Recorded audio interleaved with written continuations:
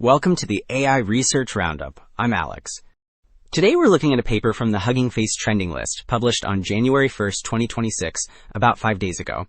It introduces deep delta learning, a novel architecture that generalizes the standard residual connection by modulating the identity shortcut with a learnable, data-dependent geometric transformation. The paper is titled Deep Delta Learning, and as we'll see later, this unified approach allows for much more flexible feature evolution while keeping the training stability of residual networks.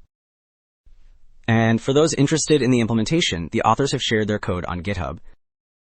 Figure 1 details the deep delta residual block, visualizing the specific operations inside a single layer. Starting at the bottom, the input feeds into 3 parallel learned functions: the direction vector k, the scalar gate beta, and the value vector versus.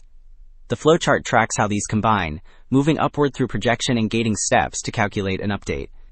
On the right, the figure summarizes this as a 4-step process: project, compare, gate, and inject. This structured update allows the model to perform precise geometric edits on the features, because it controls exactly where and how much information is written. So, wrapping up, deep delta learning rethinks the fundamental building block of deep networks. By swapping the static identity shortcut for a dynamic delta operator, the model gains the ability to selectively erase or reflect information, unlocking complex behaviors that standard additive networks simply cannot capture. That's it for this episode of the AI Research Roundup. I'm Alex. Thanks for listening.